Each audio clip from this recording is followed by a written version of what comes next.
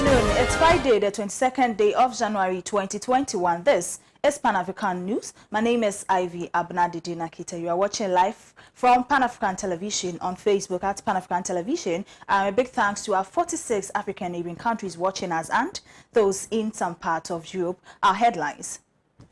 ABF Husseini commends government for downsizing ministers. Ahead in business, Ofori Atta renominated as finance minister designate. On our international front, Chomsky and Prashad, while neoliberal leaders who fail to protect the countries from COVID-19 must be investigated. Details of these stories, including sports, entertainment, and some other international news coming up in the next 1 hour. Do not go anywhere.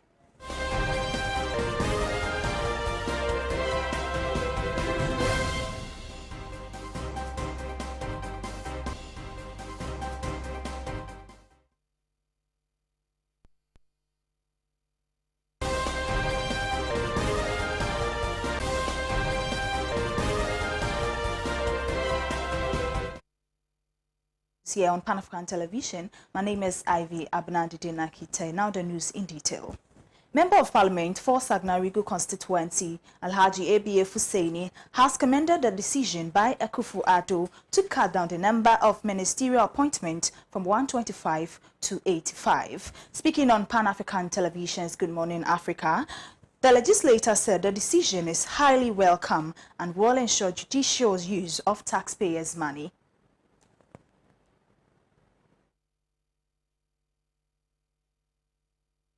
The size of government.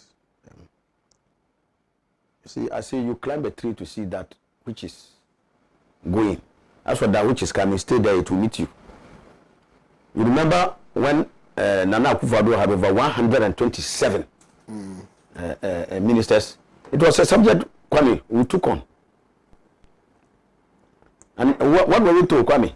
That the size of government didn't matter so long as the delivery was that not the argument? Absolutely, yeah. So what is the argument today? Does it matter again? Has the delivery been done in the way that you talked about? What has necessitated the rethink? Let me comment, nevertheless, the decision to cut down the size of government, because that one, without any doubt, will inure to the benefit of the taxpayer. Will make some savings. And we're told, Kwame, that it didn't matter, that the savings was minuscule. Was that not the argument? Yeah. So what informs the cut down? Because today, Kwame, the economy is extraordinarily tight. Government expenditure, Kwame, of necessity has to be not cut, butchered. So wherever you can get the space to cut, he will cut. So I can tell you without any doubt, it's one of the things informing this decision. Not to talk about even a value for money audit that would have been done to say that even the large numbers. And Kwame, this was the most expansive, the most bloated government in the history of the world. I said it. And I said, there's no country in the world where you could have gone and see that number of ministers. The entire group. Ghana had said the Guinness Book world record there. 127 plus ministers. Where? And I'll just tell you, Kwame, China that will go to borrow money from. And now we have given them our forest reserves and others, and they are reading havoc. Kwame, they have only 22 ministers. I'm not saying that in our circumstances here, we can also have the same 22 ministers. But when you have ministers that are getting to more than 6-7 times the number of some of those things, it can be worrying. It can really be worrying. And so, any decision to downsize, welcome as it is, at the end of the day, we will still come back to the core issue of competence.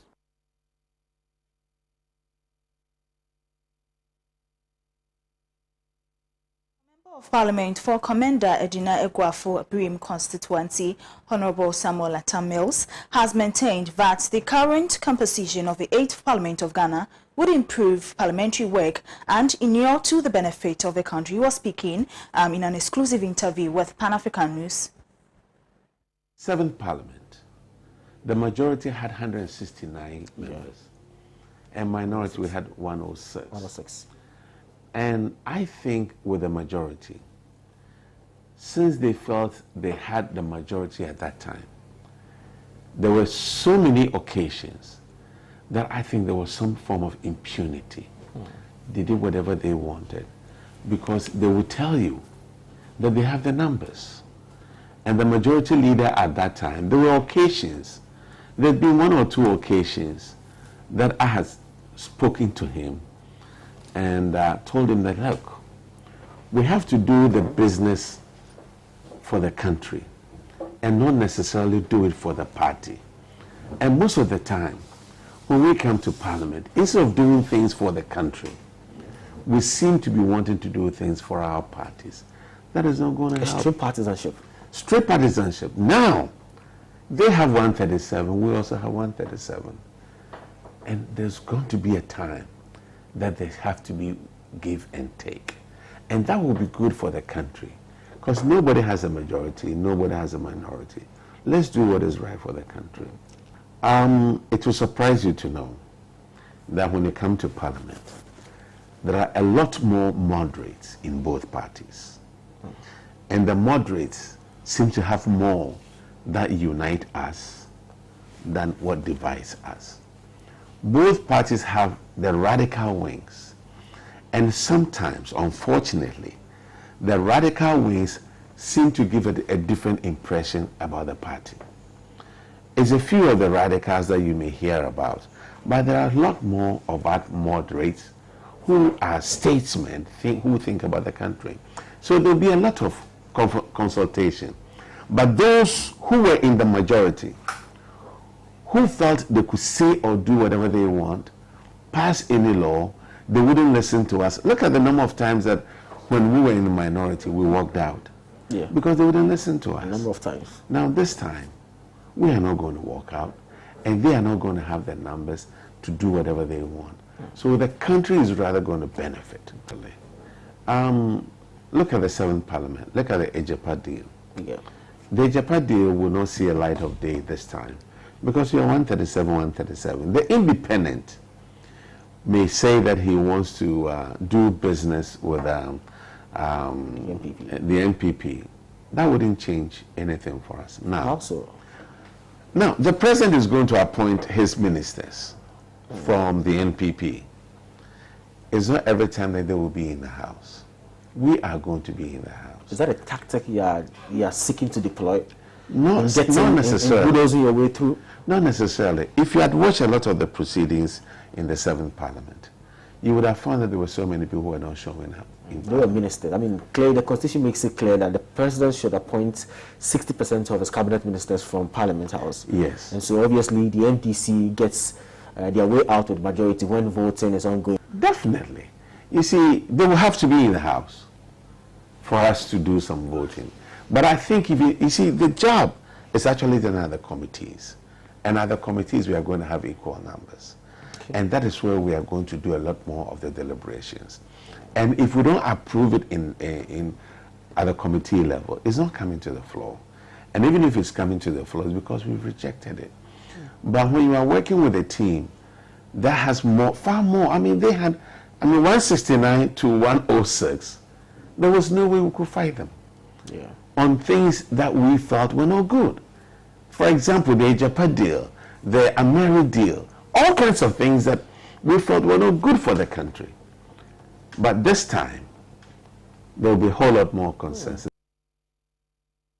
The Nubalanan NDC Youth Group in the Nadoli Kalu constituency have congratulated the Right Honorable Alban Sumani Bakbin on his elevation to the office of Speaker of the 8th Parliament of Ghana. Right Honorable Alban Bakbin was the Member of Parliament for the constituency and served for 28 years. The event took place at the Kalu Resource Center in the Nadoli Kalu constituency. By youth. It reads, "We, the Nubalanan NDC Youth Group, on behalf of the Nadoli Kalu constituency, our teaming youth and all supporters and sympathizers of our great NDC party, wish to express our profound gratitude and congratulations to our beloved father, leader, and Speaker of Parliament for his elevation to the third highest office of the Republic of Ghana. As a lawyer by profession, he entered the House of the Legislature on 7th of January 1993, representing the Nadoli North constituency, which later became Nadoli West and now transmogrified into the current Nadoli Kailo constituency.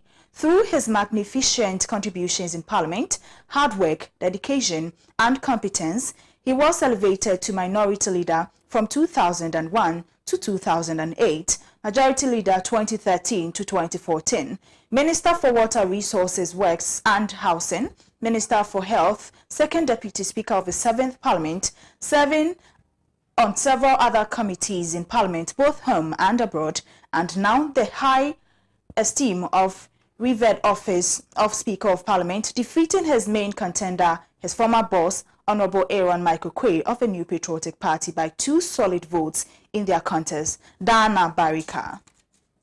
It continues, Honorable Bagbin is known for the love for his people, party, developmental innovations, and his sacrifices to the needy, making him the longest-serving member of Parliament in 28 years from 1993 to 2020. We are confident that he will succeed as a speaker based on his enviable track records, which he earns for himself in both his professional and political life. Furthermore, we are of a strong conviction that the entire nation will benefit from the fruit of his leadership as a Speaker of Parliament. As a role model from a rural community, Sombo, in the Nadoli Kailo constituency, we the youth are emboldened by his fantabulous and gargantuan achievement and are looking forward to being like him. We, the Nubalanan NDC Youth Group, wish to extend our sincere thanks and gratitude to the leadership of our great NDC party, the former President, His Excellency John Dramani Mahama, National Chairman Honorable Samuel Ofosu-Ampofo, General Secretary of the party, Honorable Johnson Esiedun Ketia, aka General Mosquito, including all our MPs in the 8th Parliament of the 4th Republic of Ghana and their leadership headed by our indefatigable leader, Honorable Haruna Idrisu, MP for Tamale Central, for their tirelessness achievement during the speakership race, and not forgetting the rank and file of our great party, the National Democratic Congress. And to all Ghanaians we say, Ye Garibanye Barika Ya Gaza. Long live Honorable Bagbin. Long live Nadoli Kailo constituency. Long live the NDC. Long live Ghana. Okay, so we have been joined on phone by Isaac Badita. He's the PRO for the Nubalanan Youth Group of the NDC in the Nadoli Kailo constituency. Badita, good afternoon. Welcome to Pan-African News. Hello? Yeah, good afternoon, madam. Okay, Barita, if you can hear me, kindly tell us why this release? Yeah, I will use the opportunity to greet. Yeah, can you hear me? I can hear you. Go ahead. Yes, I would like to use the opportunity to thank your station very much because we tried making our plan yesterday. We couldn't make it. So we are very grateful to Pan-African TV for this opportunity. Yeah, but our intention to release this press conference was just to congratulate our boss, our father, our son from the region and our constituency. He's our MP. I was our former MP. And now, since 1992 up to date, he has been an MP. And today, we thank God he has been made the Speaker of Parliament. Yes, for a very tight contest where he was able to beat his boss or his former boss by 2 solid votes. That is very easy. 137 plus 1 independent candidate. It's very easy to win face the race. So 2 votes may look small. But if you look at the nature of the contest, it's not a mere achievement. So we thank God for that achievement and we congratulate him for his new office. That was the purpose of the conference.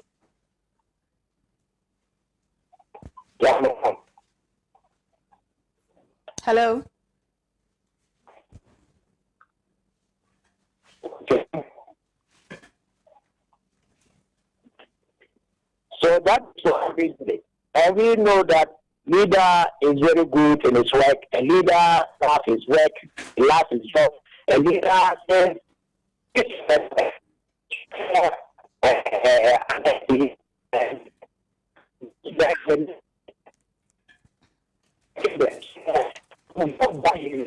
the job that is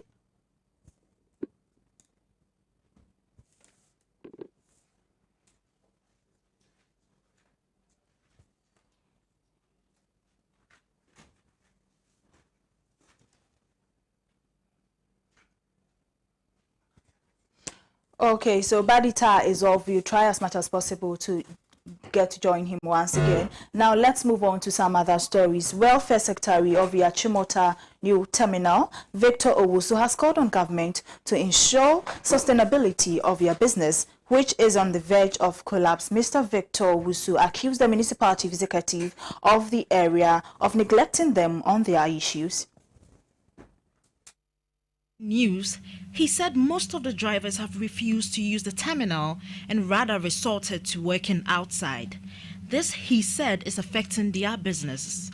Mr. Owusu also called on drivers within and outside the terminal to observe the safety protocols to help stop the spread of COVID-19. This terminal it contains about 1,800 vehicles. But at the moment when you came here, you see that the terminal is virtually empty. No cars, or if you can get cars at all, they are about almost 100 cars instead of about 1,008. And you know, this facility was built so that the government will get profit on the terminal. But at the moment, there's no profit coming. It is not profitable for the government. The reason is that all the drivers who work here has gone out. Some work at Achimota Overhead, some work at Abofun, and all these places are not meant for station. When you go to the N1, you see a lot of cars loading Tema, Ashama, Sprinters, and other places, which it shouldn't be so. The reason is that the management here and then the municipal chief executive, we have complained to him several times, but no response, simply because I cannot understand what is going on. You understand? So the government itself should come in, Nanado president or the new president who have been elected and sworn in, he should come to our aid so that the place will be useful and profitable. Why do you think the drivers are not making use of this? The first problem is that when the drivers are coming into the terminal, they buy ticket, and it shouldn't be so, because the drivers are to enter. When they load and they are going out, they buy ticket. That one, because if you are coming in, whether you load or not, you have to buy the ticket, and this is what is disturbing the drivers. That's why they don't come. Number two, you see that the place is far from Achimota Township, and then the government told us when cars are coming from the northern part of the country, Kumasi, Nkoko, when they are coming, they have to do transit here. They discharge part of the passengers at the terminal and then they go back. But now what they do is that when they reach the place like called Nadinswa Plaza, the new overhead, they discharge all the passengers there. And if they discharge them there, they cannot come here to board the car. And the trotters also move from this terminal, go there and then load them, which it shouldn't be so. So the law must enforce them to come into the terminal to discharge their passengers, so that the drivers who load at the roadside will all come here. If you go to Achimota N1, you will see people loading. There's these boys we call bookmen. They are there collecting money from drivers and loading them. In the terminal here, we pay tax to government, and those over there, they don't pay tax. And those who don't pay tax, they are rather enjoying than we who pay tax. You understand? So government should sack the people over there. Now COVID is around. Here, before you board the car, you wash your hand. We make sure you have your this thing, your hand sanitizer, nose masks before you board car. But that place, you join the car, you just go. No one cares. And they rather come here to educate we here. We understand. But what about those who are working on the roadside and nobody is educating them? So they rather are spreading the COVID, which shouldn't be so. When every driver comes here and obey the laws, now government say he is going to make sure everybody obeys the law. Those who are working there, who is going to make sure that they obey the law? But our here, if you are a driver or you are mate and you don't have the nose mask, you cannot load. Passenger, if you don't wash your hand, you cannot do board car. You understand? So government should do something.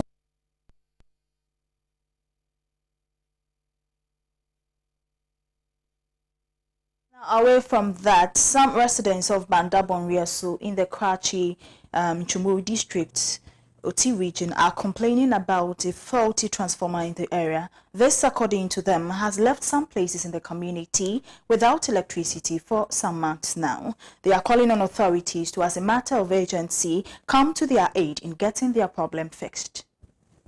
Because some of us, we are selling phones and everything accessories. When the customers are coming to buy accessories, they want you to charge it or to try it before you see whether the thing is working before they buy it. Because of the light out or because of the light problem we have, it has even compelled me to buy a generator at the cost of 15,500, which is affecting my business. And every day we have to buy fuel, not less than 50 cedis every day. When you calculate it for a month, almost 1,000 plus, which is affecting our business seriously. So we are calling upon the VRA to try and then get us light. You're in your bonnet, your light, I'm saying you call. You see, transform on the say you call light of no. You trouble 2 months and now a month to the baby. Yen Tion penny be am one money be as a on can't be already also on information center make a baby say ni say and say yan to be beer. Yes, you are to idea a fridge, be brain no mass say fridge mu. We be make a baby crunch tray. Say Saintina, you walk creme bow. You to try no my ye send you Dede. I find the idea to say politics. When you your politics at some, a joke, you need like to for your business in a year. If some would like be, and a light bill is our general will be so used to fridge a ton and nam, a ton seal, a ton ice, or meet me can. I jam a light and a dawson to say, one was about soon going eating me. About light to know a man who actually you do man in say you need the bed. You do my way. Me driver, and I choose so maybe reach a tillani, okay, or light and one using or the Juma. See, no one about come off. You know, say, one you my end to know, Miss Manya quiet and better come. And you know, and they are some here, so Mokasa illegal and a matter from a boy and throw. Tamino mobile light, no, Mimi Kahubi. Ye bury at ward, you know, say more than 50. And then a transformer no munya no normal and son or muye bibia. And this omuri transformer so 20 years now. Oman start transformer, other transformers no more than 2222. A 100 watts. Wake it at 250. Other one it at 250. Nina no in the way the whole town in your one soon. And this I don't know a Juma could do by 20 years and as I blow and just say illegal now into a biomol, you say on illegal. Other stations no illegal, other than a transformer no blue.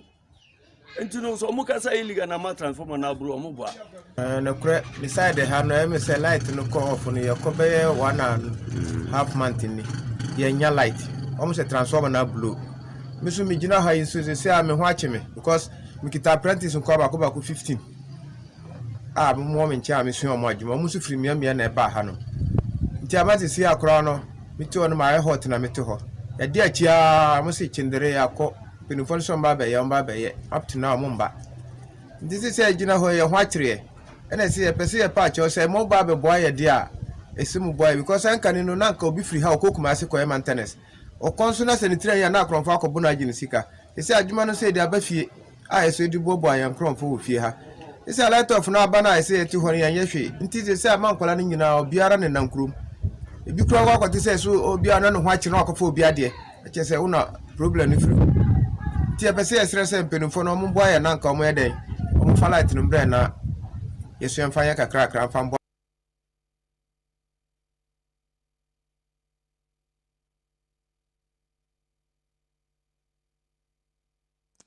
Okay, so we still have communities in Ghana who are not connected to the national grid. This is a very serious situation, but we are trying as much as possible to connect with some of the constituents to tell us more on that. Now, still on our local front, President Nana Addo Dankwa Akufo-Addo has earned praise for acknowledging persons living with disabilities with the inclusion of one Mr. Joshua Makuba in his list of nominees of ministerial appointment. President Akufo-Addo on Thursday, January 21, 2021, sent to Parliament a total of 46 nominees for considerations to be appointed as sector ministers and regional ministers.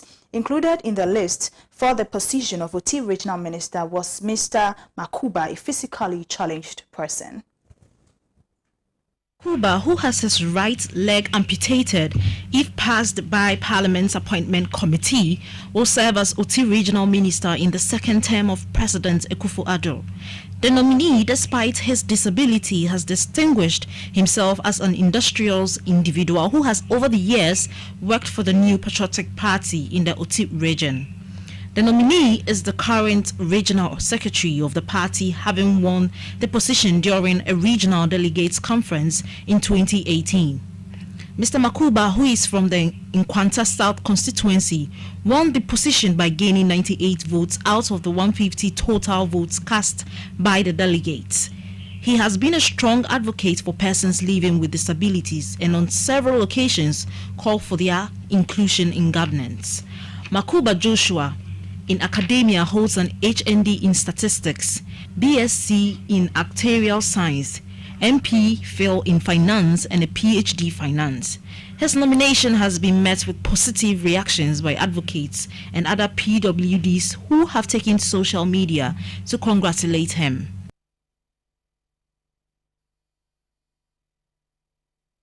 Now let's wrap up on our local front with some health-related stories.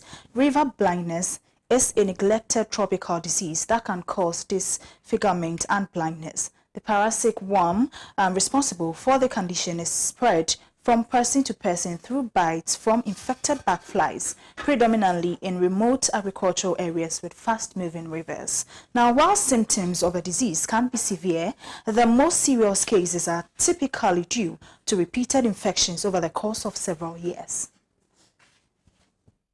At least 25 million people are currently infected with the parasite, nearly all of whom are in sub-Saharan Africa. Hundreds of thousands of people have been blinded by the disease, and many more are left with permanent damage to their skin or eyesight because of it.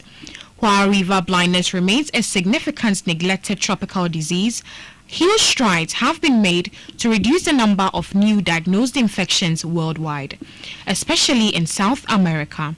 River blindness is a neglected tropical disease that can cause disfigurement and blindness. Bites from infected black flies causes intense itchiness, swelling, changes in the skin, sometimes called leopard or lizard skin, lesions on the eye, as well as altered vision. Onchocerciasis or river blindness is caused by the tiny parasitic worm or volvulus, which is passed on to humans after being bitten by an infected black fly. Most of the physical discomforts people experience when they have river blindness happen when the worms die, which can have medications, can kill the larvae and potentially worms inside the body, which can help limit symptoms and further damage. Treatment options include ivermectin. The most common way to treat onchocerciasis is by using ivermectin, a common drug used to treat other parasitic infections like scabies and elephantiasis. It's dosed by weight and typically given by mouth every 3 to 6 hours until there are no longer signs of an infection. The upside to this treatment is that it kills the larvae and sterilizes the adult females inside the body, stalling the life cycle of the parasite. The drawback is that the drug does not kill the adult worms themselves. A relatively new treatment possibility for river blindness is doxycycline. Doxycycline is an antibiotic, not an antiparasitic medication, but research shows it kills bacteria that the adult worms need to survive. The most serious symptoms of river blindness are the result of repeated exposure to the parasite. This is why preventing future infections is an important part of treatment. There is no vaccine or drug that can prevent onchocerciasis infection, but there are things one can do to lower the odds of getting one. The best way to prevent river blindness is to avoid black fly bite. This means wearing back spray with DEET as well as long sleeves and long pants treated with permethrin during the day when the flies are most likely to bite. Protecting against the black flies has the added benefit of protecting against other disease-carrying insects, which can help prevent other serious tropical diseases like dengue fever. One step countries are taking to reduce the number of cases of river blindness is by eliminating its vector, the black fly. The parasite can't spread in a community without the help of black flies. Spraying the flies' breeding sites with insecticide can disrupt the life cycle of the parasite and stop new infections from happening in the area. That's all for our local news. Coming up in business, Ken Ofori-Atta renominated as Finance Minister Designate. Honorable Ken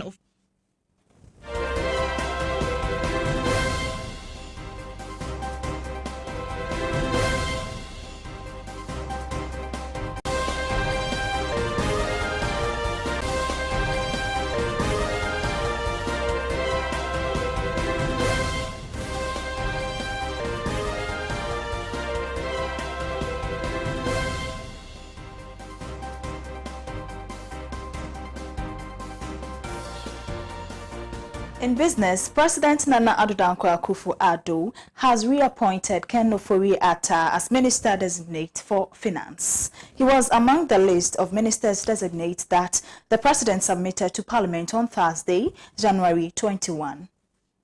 As Ghana's Finance Minister on January 27, 2017. He was a co-founder and former chairman of the Database Group, an investment banking firm in Ghana. He was the executive chairman from 1990 until his retirement on February 14, 2012. The financial institution saw a lot of changes during the tenure of his administration.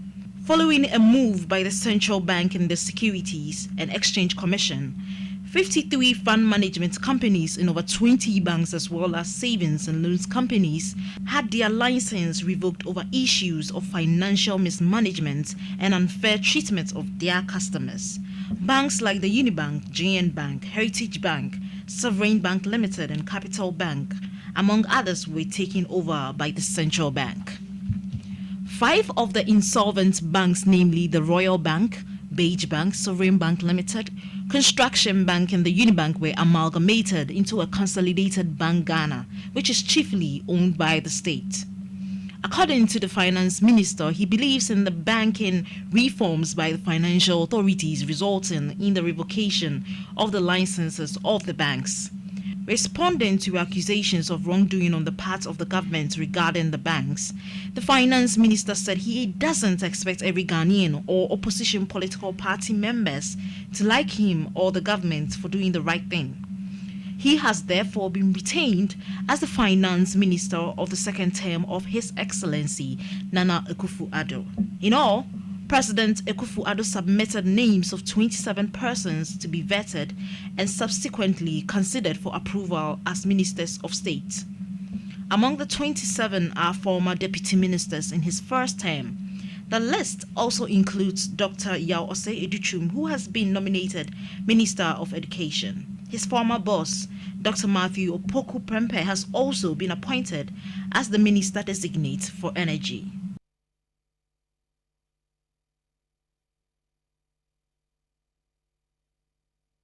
Still in business, The Chief of Staff, Akosua Frema Osei-Opare, has disclosed that as of mid-December 2020, the COVID-19 National Trust Fund had received 57.15 million Ghana cedis in cash donations, in addition to donation in kind from corporate organizations. Frema Osei-Opare, who made this known at the 72nd Annual New Year School, indicated that the fund has so far disbursed 49.29 million Ghana cedis for different programs out of the total amount.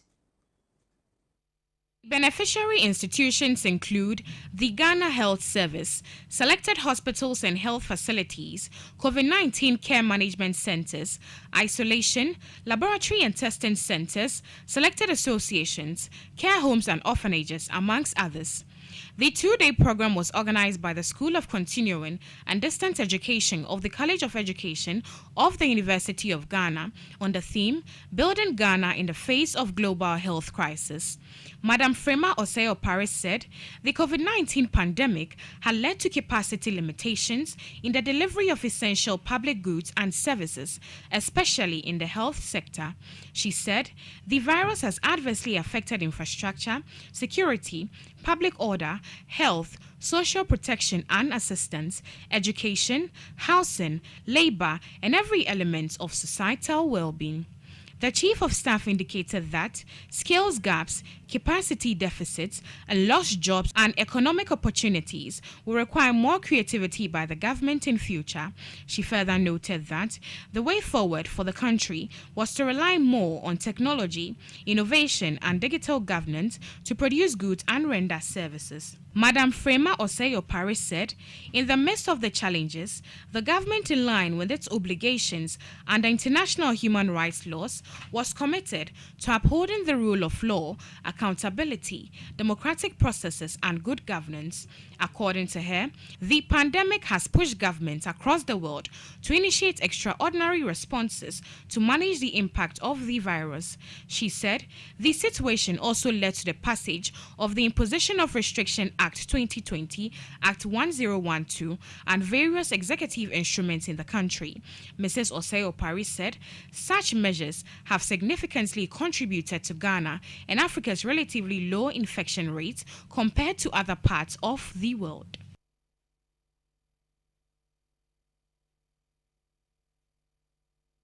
Now, with the interbank cedi performance against some major currencies, let's look at the dollar. The dollar is now buying at 5.758 and selling at 5.764. The pound is now buying at 7.902 and selling at 7.910. The euro is now buying at 6.992 and selling at 6.999. Naira is buying at 67.590 and selling at 68.360. The CFA is now buying at 93.714 and selling at 93.807. The source is from the Bank of Ghana. That's all for business. International news is next.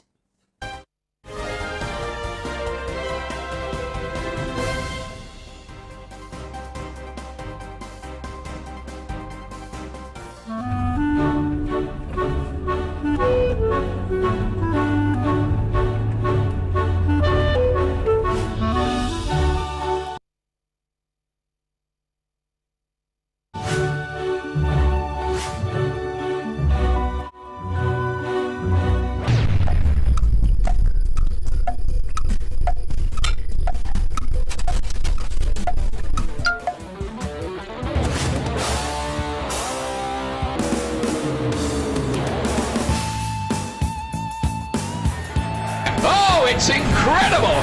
Bang on target!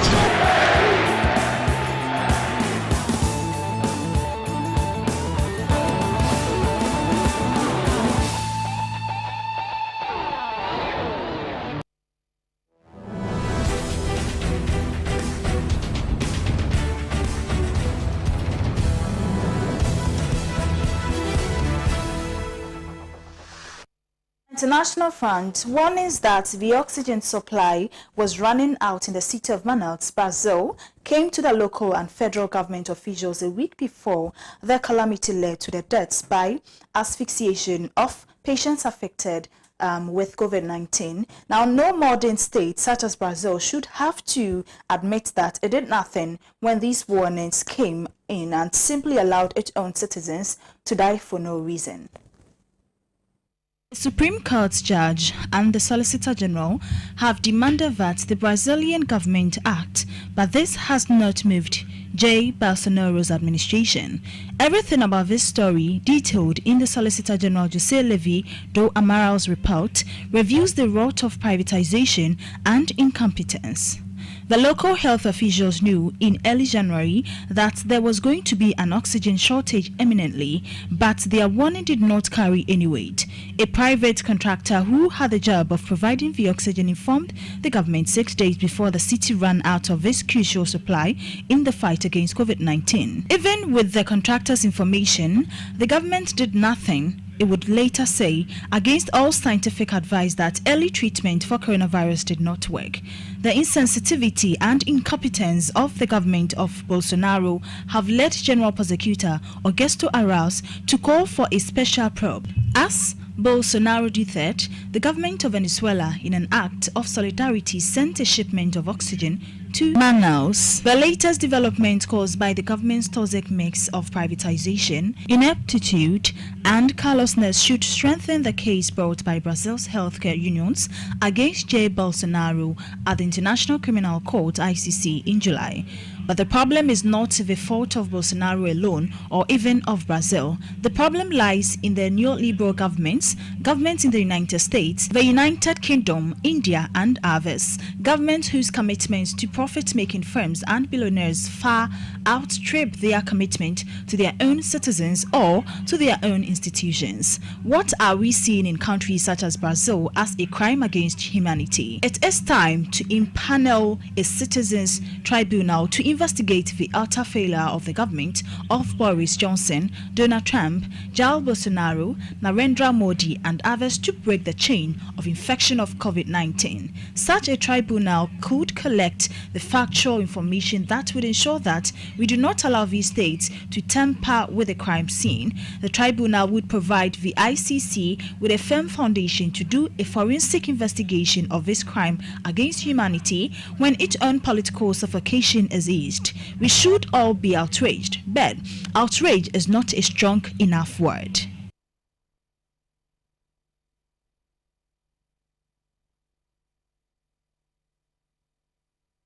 On Tuesday, January 19, 2021, families of 3 youths who were killed in Srinagar's HMT last month held a protest in southern Kashmir's Pulwama district in the Bello area, demanding that the bodies of their kin be returned.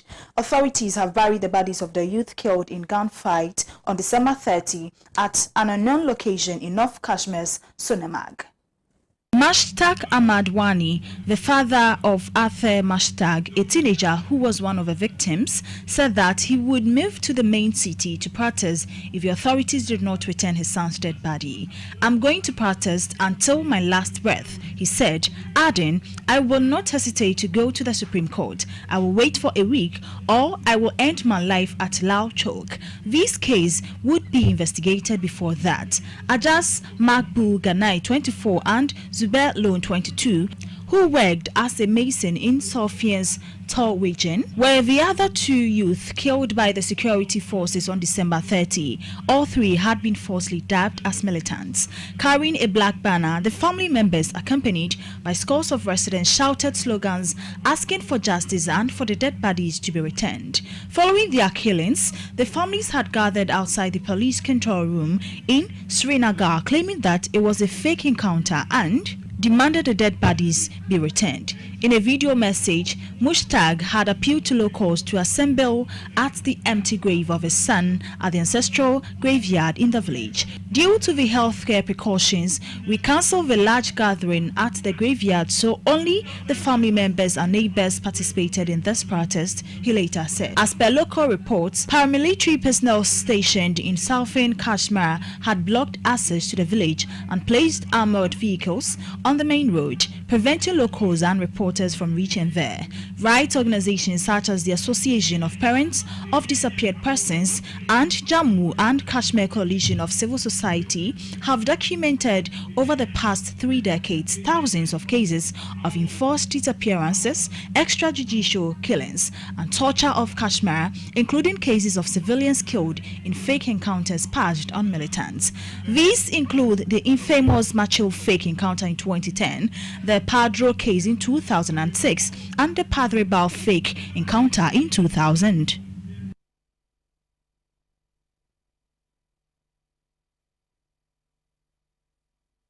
Credit to our international partners, People's Dispatch. We return with sports after this short break.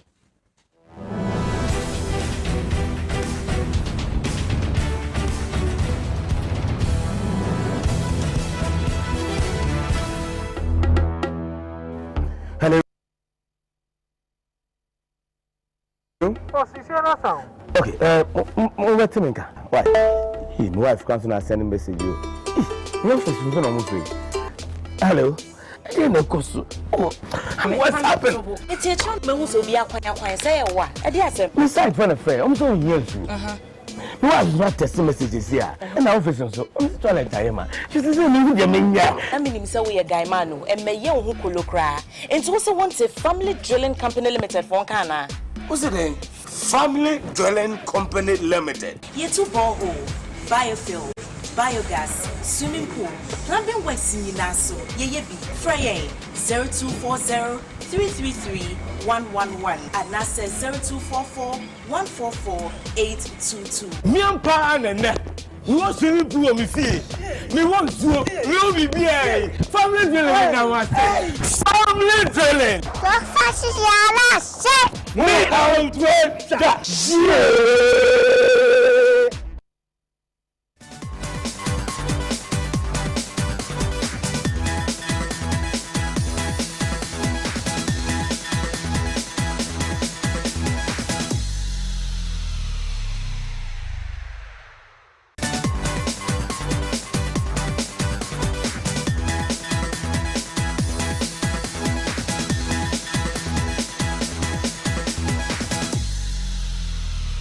Hello and welcome to the sports segment here on Pan-African News with me, Eve Edwards.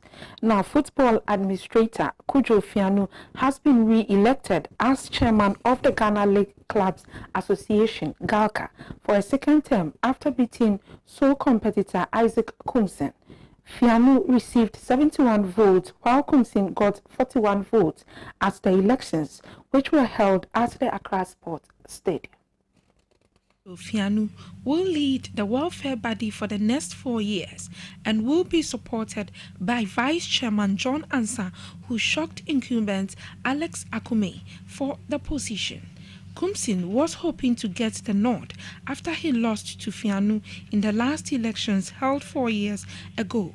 At the time, he was the sitting vice chairman of the organization with Alhaji Raji as chairman. The Ghana Premier League will be represented at GALCA by Edmond Aka and George Ofosu-Hene. Aka got 91 votes with Ofosu-Hene and Nana Amankwa, who were the other candidates, getting 64 votes and 53 votes respectively.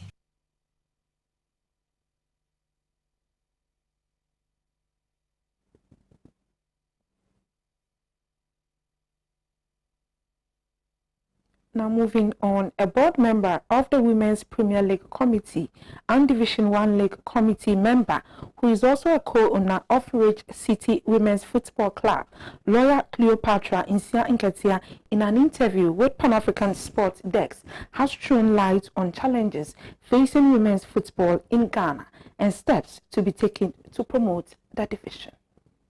Unfortunately for us, because of coronavirus and because of all the things that happened over the last year, I don't even know if I can call it a state. I don't know what's really happening in terms of even not just women's football, but football in general.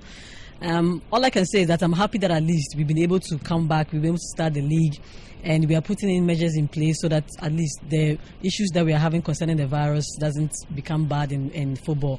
But I mean, for the state of women's football in general, I think that we've begun to do something about it. Because previously, if you weren't into women's football and you want to know anything about women's football, you'll be in the dark. You know where to look, you know what is going on. You don't even hear about women's football.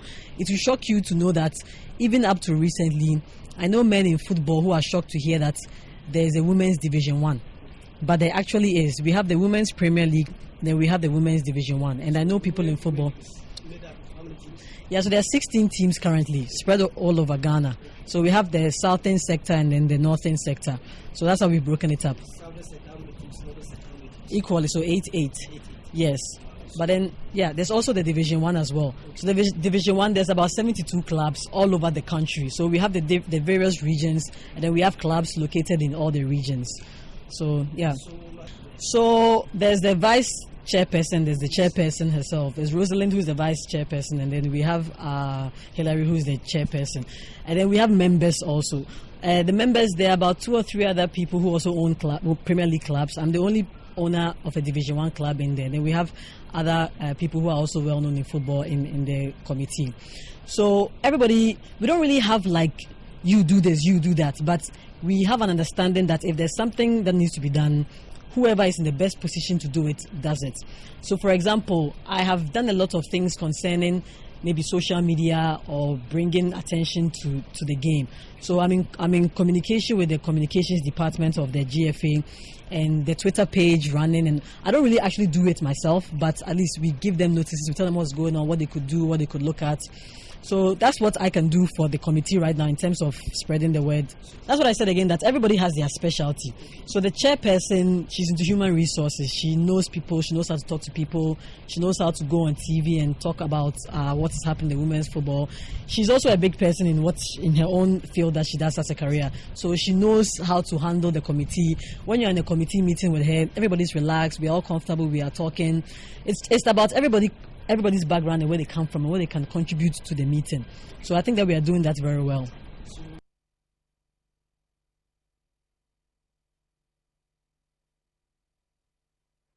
Now to our final story, the President, Nana Addo Dankwa Akufo-Addo, has appointed Mustafa Yusuf, the former Executive Secretary of the National Service Secretariat, as the Minister of Youth and Sports designate. His appointment was confirmed on Thursday in a statement from the presidency on the list of ministerial appointments for the new government. A member of parliament will replace Isaac Esiama, who served in the first term of Nana Akufo-Addo's administration. Yusuf excelled in his role as the National Service Secretariat, introducing some wonderful projects for the scheme. He has been elevated to the ministerial position according to sources in government, and he is expected to head one of Ghana's vibrant ministerial positions.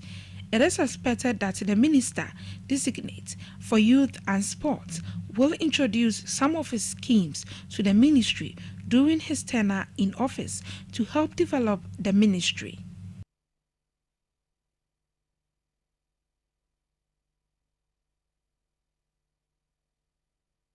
That will be all for sports. Thanks for watching.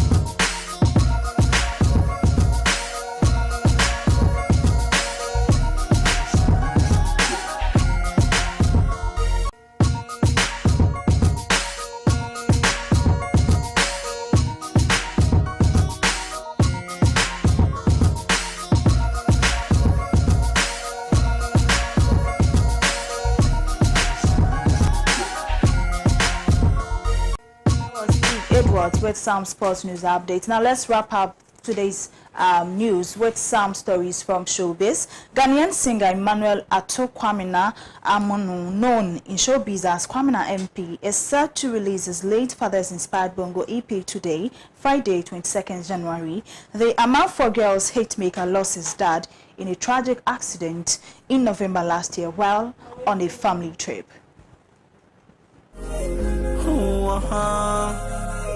You don't wanna love me like this. The singer was lucky to survive with just bruises but lost his dad, and that took a toll on him. He withdrew from social media while mourning his dad, but came back to officially confirm and share his pain through his music, dedicated to his late dad Bongo. The Bongo EP is a 3-track EP that is a eulogy of sorts for his father. The titles of the singles express the grief the singer has gone through since the tragic accident occurred, and he is hoping to heal through the songs. The EP features Kofi Mole and Twitch, with production credits going to Juice, Young Dems, and Uchebi. How I feel someone will love me like this. See me every flash of me if do like this. The energy in my bone made me stronger like this. I know feel replace you. Today's news, wrapping up a recap above our headlines. ABA Fuseni commends government for downsizing ministers. Oforia Teye nominated as finance minister designate. And on international fronts, Chomsky and Prashad, why neoliberal leaders who fail to protect their countries from COVID-19 must be investigated.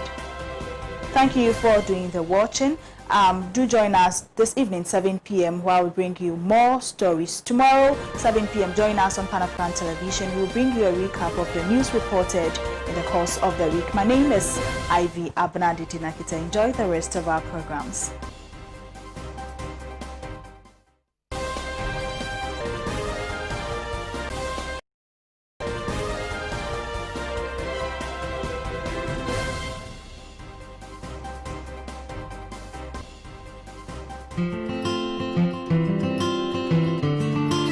My name is Samuel Obriadriama.